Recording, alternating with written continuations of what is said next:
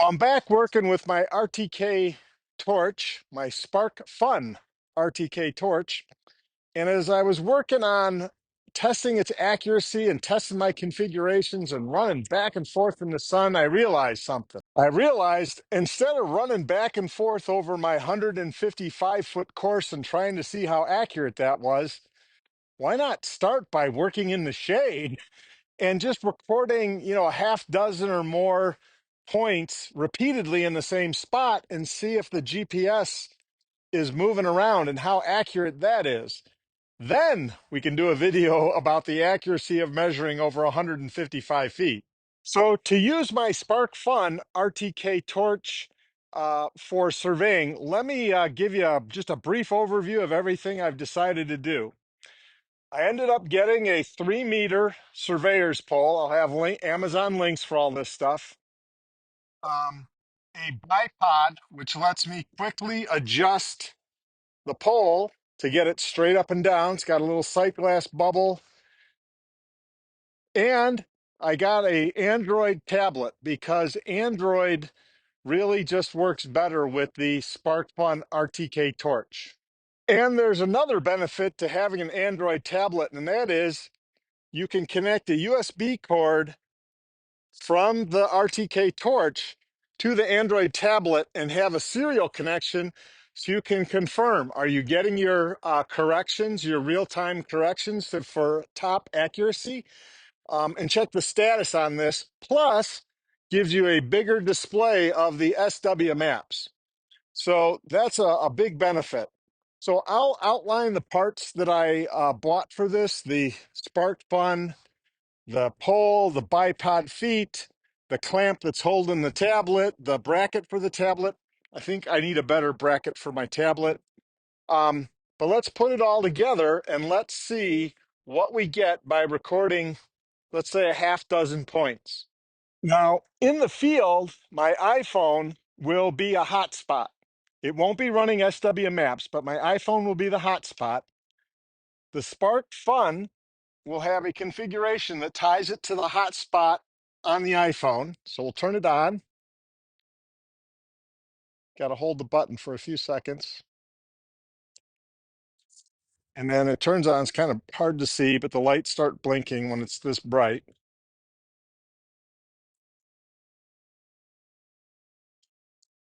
Screw it into the pole. And the recommendation is to always hold the GPS and screw the pole into it, because if you drop the pole, no big deal.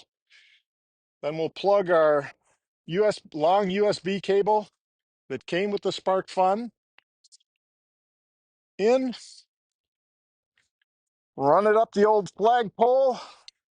Now, if we're in the field, again, the iPhone's providing the IP, but we're going to run SW maps on the Android tablet. It's a TCL Android tablet running 4.0 of their operating system in Android.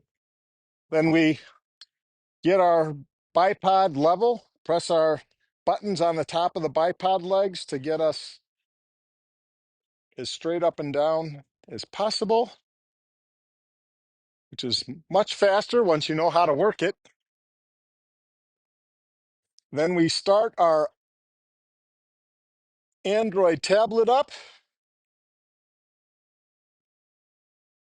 plug our USB in there. So if we need to do a serial connection to see if it's working okay up there, and then we start SW maps. And what we'll do is I'll step through setting up a project and then recording maps, but I'll take a screen record of this.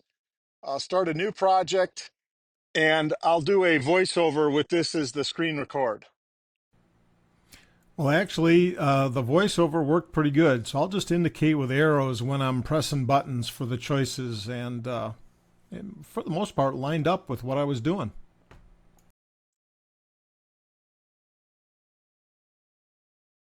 This would be the same thing we'd be doing out in the field, just a slightly different set of commands. And then we have to connect it to our GPS,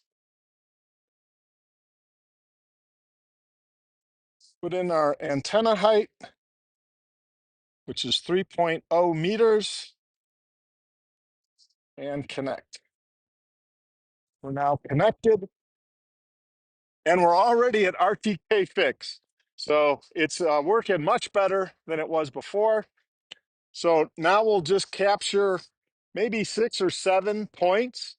We'll go through an export, and then we'll have AI take all those points and compare their distances and see how accurate we're doing. So let's get it recording.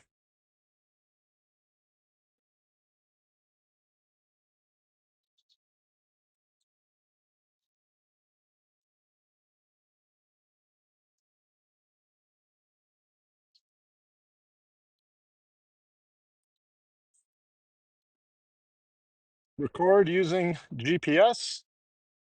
We'll tell it to average, and away we go. The rest we'll do, we'll let this capture, we'll fast forward, and we'll do some voiceover analysis of what we get. Okay, that's our third reference point. So now let's do a little longer one to be what we'll compare it to. So let's call this one our 200 points. 200 point average. So we'll have to wait a little bit for that. All right, we got our points averaged, and we got a whole bunch of data. So we'll go inside and export it and take a look at what it looks like. Let ChatGPT analyze it and see if our accuracy is doing better.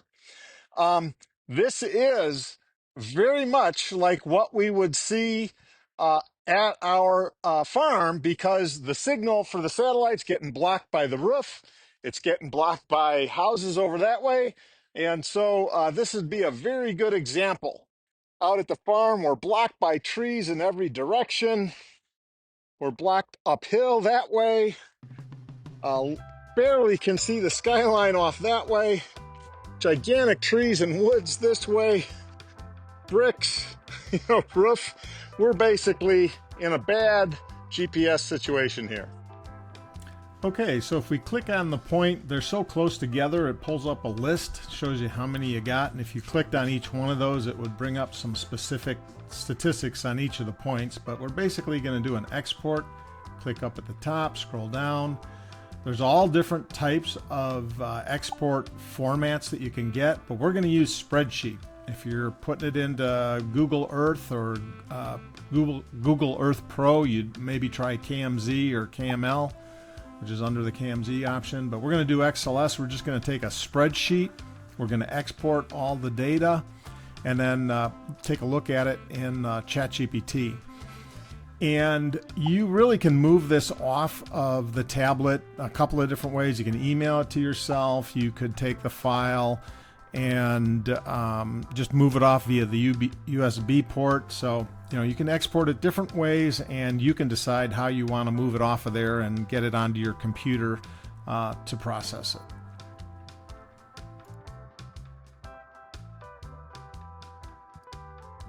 So after you've imported, we're going to try this with ChatGPT. So let's see what happens. I'm going to just copy everything, and we'll cut and paste it and write a prompt, which I did ahead of time, and just see what ChatGPT does. So we're using our SparkFun RTK torch, and we're going to see how accurate it is. We took 7 readings with a 60-point average for points 1 through 3 and 100 points for readings 4 through 6 and 200 points for the 7th reading. Please calculate the distance from point 7 to each of the points 1 to 6 and share that distance in both centimeters and inches. So let's see what we get if we just cut and paste that in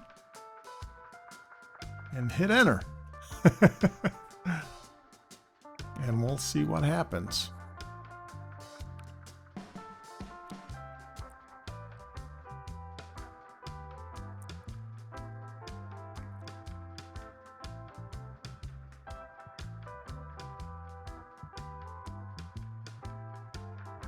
Well, I guess I'm glad it's doing the math for me, because if it's taken it this long to do the math, it would take me days.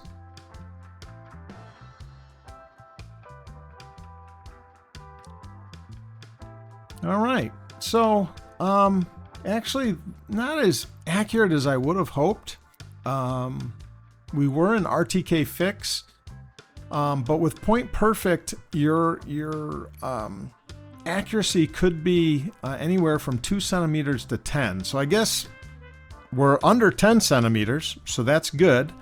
But I certainly was hoping for closer to 2 centimeters. So, you know what? I've got some more test data. Let's try that test data too.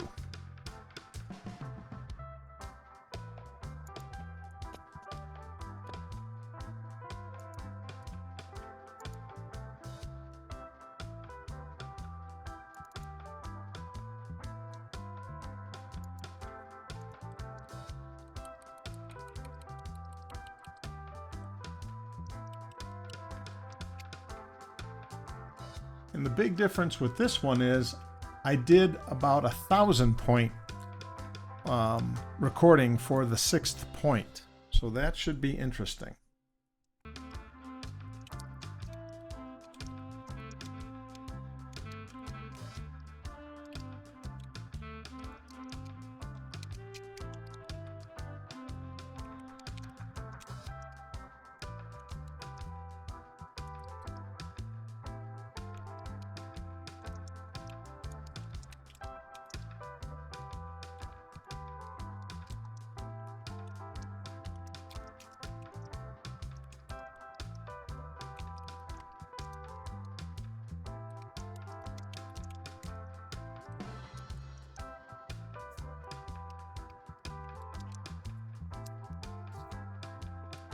So let's let it think about this. Now, what do we get this time? And what I've learned with ChatGPT is trust but verify. It's very good with a lot of calculations, but if something seems off, ask some inquiring questions, and it actually can be very good at correcting itself when it makes an incorrect assumption. So just trust but verify.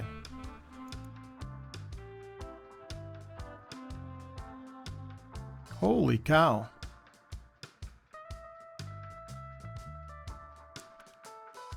So interesting in that for one or two of the 60-point averages are really close. But then we did some 200-point averages. They're 3.5. So measurements 4, 5, and 5 are 200-point averages. So they got really close.